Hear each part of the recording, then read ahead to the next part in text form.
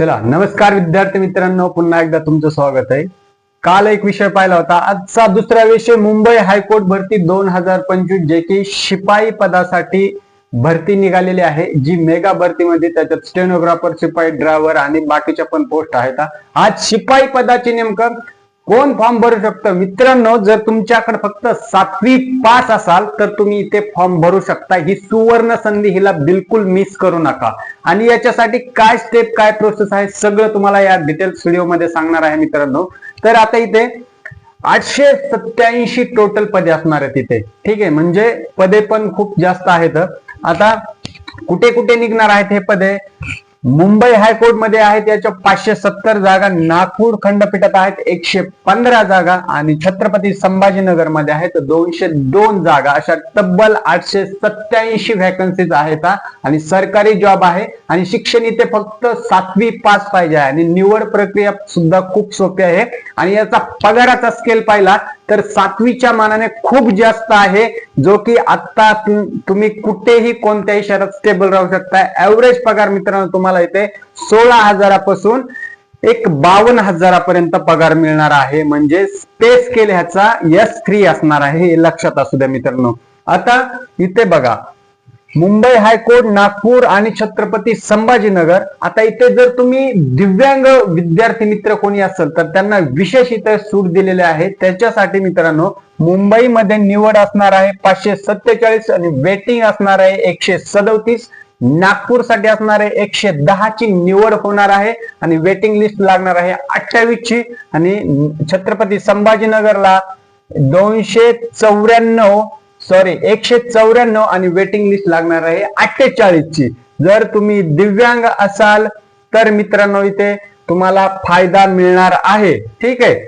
आता इथे तुम्हाला विशेष सूट मिळणार आहे दिव्यांगामध्ये, तुम्ही ते त्याचा पुरेपूर फायदा घ्या मित्रांनो, ठीक आहे। आता पगार इथं S3 च्या म्हणजे पे स्केल चांगला आहे शिपाई पदाच्या नियमानुसार 16,600 ते 52,400 एवढा तुम्हाला पगार मिळणार आहे। पण आता इथे छत्रपती संभाजीनगर, नागपूर आणि मुंबई हायकोर्ट पैकी तुम्ही फक्त एकाच ठिकाणी फॉर्म भरू शकता, असं नाही की तिन्ही ठिकाणी अप्लाय करू शकता, नाही। आपण मागच्या स्टेनोग्राफरच्या व्हिडिओ मध्ये सुद्धा सांगितलं होतं एकाच ठिकाणी तुम्ही अप्लाय करू शकता मित्रांनो, ठीक आहे। आता वय किती असणार आहे मित्रांनो? इथे वयाची मर्यादा सुद्धा जास्त आहे, म्हणजे चांगली कमालीची आहे, म्हणजे 18 ते 38 आहे आणि इतर SC ST साठी आहे 5 इयर्स त्याच्यामध्ये सूट आहे, म्हणजे 43 इयर्स पर्यंत तुम्ही इथे फॉर्म भरू शकता। पद शिपाई आहे, पण इथं नाक अजिबात मुरगळायचं नाही, कारण की पगार खूप जास्त आहे आणि काम पण व्यवस्थित असतं, असं नाही, कारण हा शासकीय जॉब आहे आणि आपल्याला कामाशी काही देणं घेणं नाहीये, आपल्याला फक्त पगार आणि शासकीय नोकरी पाहिजे। तुमच्या शिक्षणानुसार हे पद सुद्धा चांगलं आहे आणि इथं तुम्हाला दर्जा सुद्धा समाजात उच्च लेवलचाच मिळणार आहे, कारण की हायकोर्टामध्ये तुम्ही जॉब करताय, सरकारी खात्यामध्ये तुम्ही जॉब करताय मित्रांनो, ठीक आहे। आता परीक्षा पद्धत त्याच्यात कशी असणार आहे मित्रांनो? इथे लेखी परीक्षा 30 गुणासाठी होणार आहे, फक्त 30 गुण। त्याच्यासाठी कमीत कमी तुम्हाला एक 20+ पासिंग साठी गुण पाहिजे, पण तुम्ही टार्गेट ठेवा एक मिनिमम 25+ टार्गेट ठेवा, जेणेकरून तुम्हाला पासिंग तुमचं निवड होण्यास जास्त चान्सेस राहतील मित्रांनो।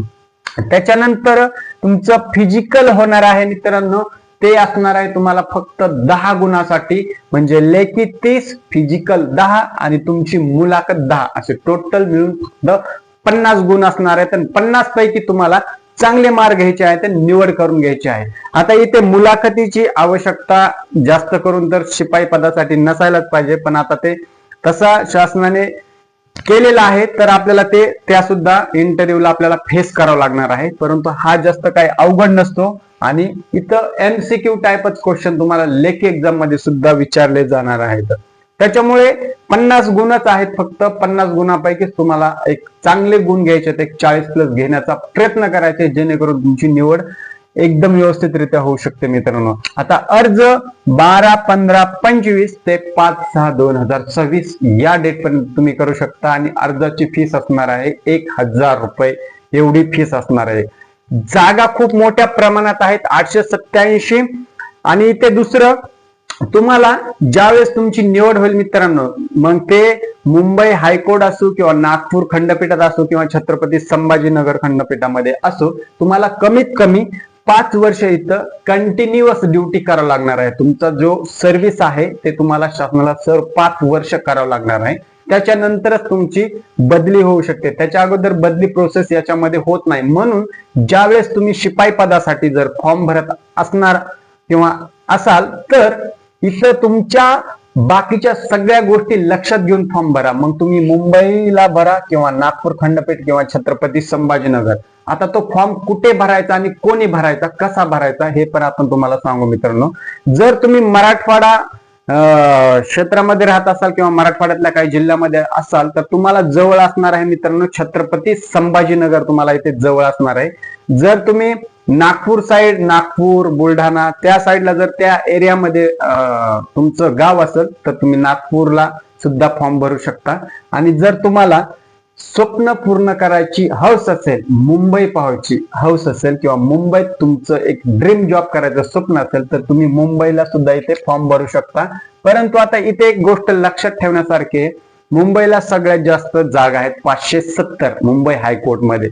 म्हणजे जिथे जास्त जागा तिथे कॉम्पिटिशन पण जास्त लागणार असते, जिथे कमी जागा तिथे कॉम्पिटिशन कमी. पण जर तुमचं अभ्यास, तुमची स्ट्रॅटेजी व्यवस्थित असेल, जागा कमी असो किंवा जागा जास्त असो त्याच्याशी आपल्याला घेणं देणं नाहीये मित्रांनो. तुमचं सिलेक्शन फक्त तुमच्या परीक्षेच्या आणि बाकीच्या स्ट्रॅटेजीवर अवलंबून असणार आहे. म्हणून फॉर्म कुठे भरा, तुमच्या सोयीनुसार भरा, पण ही संधी बिलकुल अजिबात मिस करू नका, जेणेकरून तुमचं हे पद तुमच्या हातातून मिस होता कामा नये मित्रांनो. ठीक आहे. आणि हा व्हिडिओ जास्तीत जास्त विद्यार्थी मित्रांपर्यंत शेअर करा जे की 7वी पास प्लस आहेत, कमीत कमी 7वी पास आहेत, त्यांच्यापर्यंत पोहोचवा, जेणेकरून ज्यांचं शिक्षण कमी असून सुद्धा ते सुद्धा शासकीय नोकरी प्राप्त करू शकतात. याच्यातून हेच सिद्ध होतं मित्रांनो. जर काही डाऊट असेल तर कमेंट करा, तुमचे प्रश्न विचारा, त्याच्यावर 100% सोल्युशन देणार मित्रांनो. तोपर्यंत जय हिंद, बाय बाय, धन्यवाद, राम राम.